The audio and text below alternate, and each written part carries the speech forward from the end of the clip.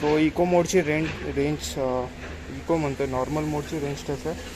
नेहमीप्रमाणे एक चार्जर, बॅगेत 2 बाटल्या आहेत आणि बस तेवढंच आहे. प्यायच्या पाण्याच्या बाटल्या आहेत आणि ही सीट होते आपली बंद.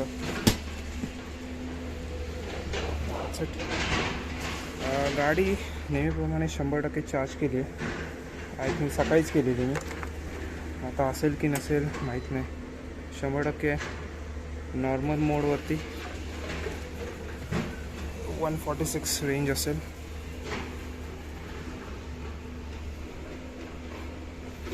(146) 185 नेहमीप्रमाणे आणि 127.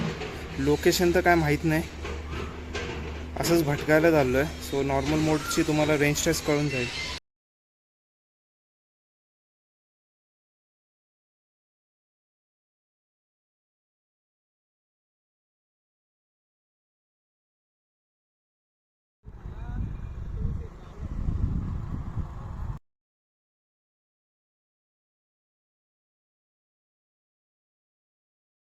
माय फ्रेंड्स, मुझे पता है बीच बीच में कटआउट आप देखने नहीं वाले हो. सो मैं आपको रेंज दिखाता हूँ, फिर आपको पॉइंट दिखाता हूँ. ये टैली करके मैं डाल दूंगा. अभी ये ट्रिप 0 हो गया क्योंकि बंद किया था. बैटरी 62 है, रेंज 92 है. ये नॉर्मल पे ही दिखाता है, जब भी पार्क मोड पे होगा तो ये टैली करके हम बताएंगे 62 बचा है. एंड प्रूफ के लिए दिस इज खांडी पॉइंट. खांडी पॉइंट यानी अगर आप इसके अलॉन्ग जाओगे तो आपको खंडाला लगेगा, खंडाला लोनावड़ा. ओके, एंड या this is what it is. Khandi point आपको सामने का कुछ दिखने नहीं वाला है क्योंकि मेरे आंखों को दिख रहा है. End it's mesmerising, like mesmerising. अभी इसमें इधर तो फोर्ट है, वो मैं देखता हूँ कौन सा फोर्ट है और मैं अपडेट करता हूँ.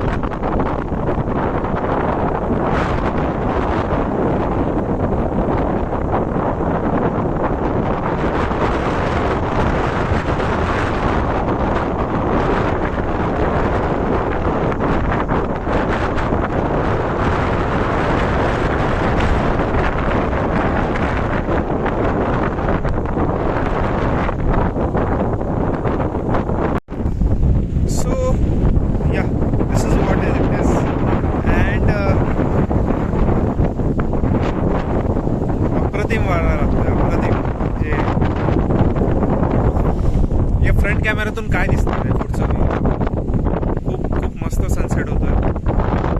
आणि या कार्टूनवरती आलो मी. कार्टून नाही बोलणार, हा लिजेंडरी गोष्ट आहे ही जी पण आहे ती. बट ओला S1X आणि सनसेट होतोय खांडी पॉईंटला. चेन ड्राईव्ह सिस्टीम अप्रतिम चालली गाडी. 62% अजून पण बॅटरी आहे. घरून आलोय, सहज नॉर्मल मोडमध्ये आलो. इको विको सोडा ते 45 वगैरेचं स्पीड, 60-70च्या स्पीडने आलोय आणि आलोय लवकर. डॉट 6:09 झालेत. शक्यतो प्रयत्न करेल की उन्हामध्ये पेक्षा उजेडातच जाईल खाली, कारण मध्ये मध्ये भयंकर खड्डे आहेत आणि टायरचे रिम टायर आहे त्याचे, अलॉय नाही आहेत. मग आता रिम बेंड होईल वगैरे ची लपडीच नको आपल्याला. आणि मला ही गाडी कुदवायचीही नाही आहे कारण EV आहे ही. जेवढी सांभाळाल तेवढी जास्त चालेल अशी गोष्ट आहे. चांगली आहे गाडी. ओके, या गोल्डन नाईट आहे म्हणून खूप चांगला दिसत असेल. ध्वनीसाठी हा व्हिडिओ काढतोय. अप्रतिम असा घाट आहे. घाटच बोलायला पाहिजे. वेस्टर्न घाट आहे. खाली उतरलं आपलं हे मुंबई आणि ते सगळं पट्टा बरोबर. इथले आता गड वगैरे बघतो इथून कोणता स्पॉट होतोय तसा व्हिडिओ घेईन मी. डोळ्यातून पाणी येतंय कारण सनस्क्रीन आहे ना ते डोळ्यात जात आहे म्हणून पाणी येतंय.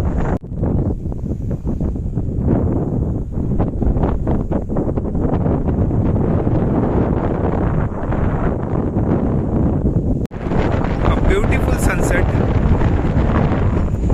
End a beautiful bike. तारीफ करूं उतने कम है इस बाइक के.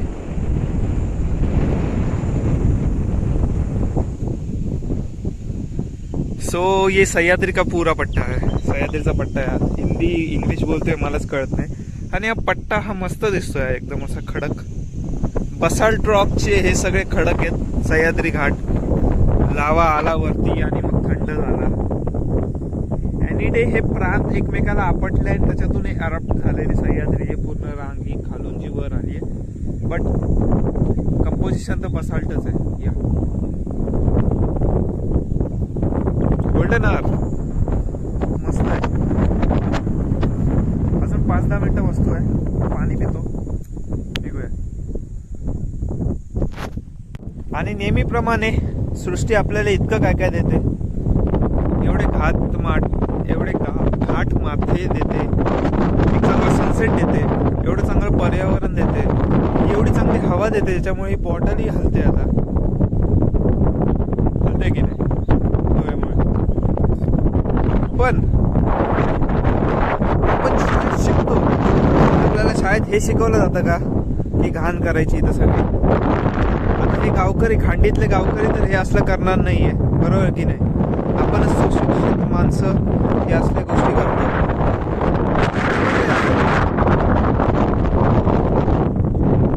आणि मी स्वतःलाही मानतो की आमची जी पिढी पण यातले थोडे लोक आहेत ज्यांना सिविक सेन्स शब्द नाही वापरणार मी. कॉमन सेन्स आहे की हा पर्यावरण आहे आपलं. हे आपल्याला भेटलंय. हे आपल्याला जपायला पाहिजे असं. पण हे वाईट वाटतं मला बघ. कॉर्क वगैरे तिथे बाटल्या वगैरे कोपऱ्यात ठेवतात.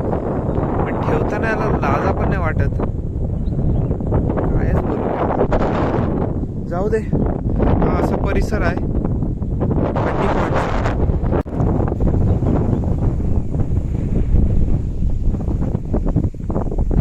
एक मस्त सनसेट होतोय. अप्रतिम राईट. हरिबेकी.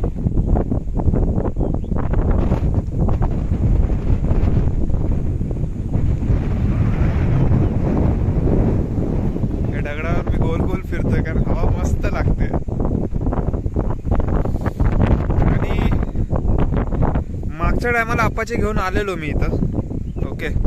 बट आम्ही वर आलो नाही. आणि तेव्हाच नेमकं अप्पाची गेलेली एका टर्नवरनं खालीच गेली ती. तो रस्ता मला फार पूर्ण आठवला. आणि हो हेच आहे सगळं. हाच आहे तो पॉइंट. भरपूर ब्लॉग्स बघितलेले. लोक मावळ म्हणजे इनफॅक्ट लोक पावसाळ्यातच हिरवगार बघायला येतात. पण हा एरिया अजूनही हिरवा आहे. कारण ना इथं मला नाही माहित ऊन जास्त पडतंय की नाही. अजूनही हा एरिया हिरवा आहे. त्याचं मला कौतुक आहे. तर पावसाळ्यात हा काय लेवलला असणार हिरवा. मे महिना आहे. पीक मे महिना आहे आता. आज काय 2 तारीख 2-3 तारीख असेल. पडलं का घड्याळ. 3 तारीख आहे आज. दाखवतो हिरवेगार हिरवगार झाड सगळी इकडे. हा थोडंफार तर सुकलेलं गवत दिसणार तुम्हाला. बट हा पट्टा तुम्ही बघितला नाही तर अजूनही हिरवागार आहे. आणि हाच आहे खांडी पॉइंटचा blog video whatever it is. सूर्य मावळतोय. थोड्याच वेळात मावळेल. उतरतो मी घाट माता. मजा आली इथं येऊन. मस्त डोंगर दिसले. हा जो व्ह्यू आहे हा मी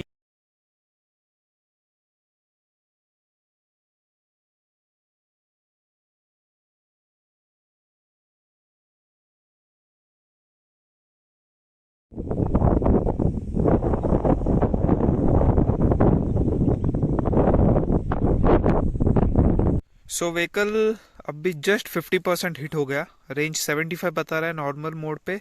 टोटल 1090 चला है. टैली करके नीचे डाल दूंगा. या सो या we are finally back at home and कुत्ते के जैसे गाड़ी चलाई है। Range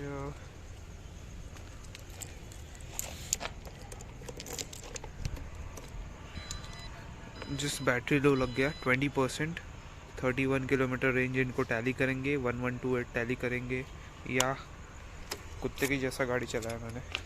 end of course helmet था। मेरा वेट 75, बैग है, 2 बॉटल है उसमें, एज वेल एज चार्जर है ओला का। यही नॉर्मल रेंज का वीडियो था बस।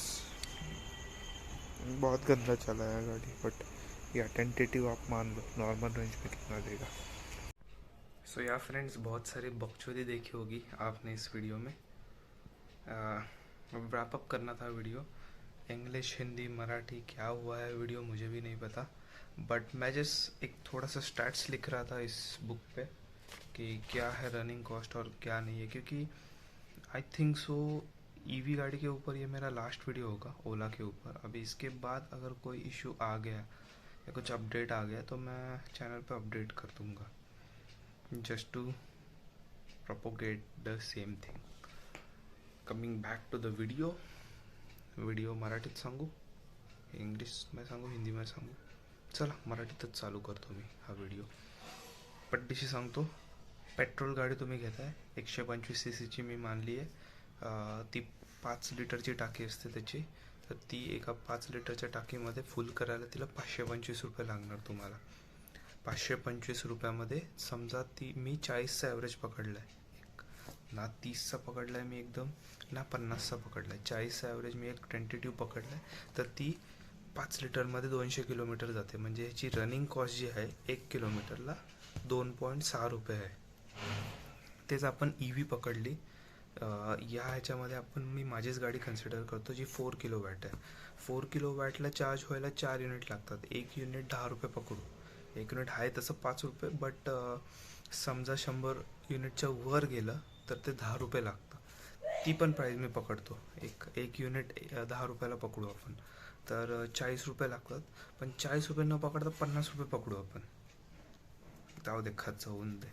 तर 50 रुपये जरी पकडलं तरी मी आता ही प्रॉपर रेंज टेस्ट सांगतो, कारण मी गाडी चालवली आहे, 1500 किलोमीटर गाडी चालली EV, त्यातली मीच बऱ्यापैकी चालवली असेल।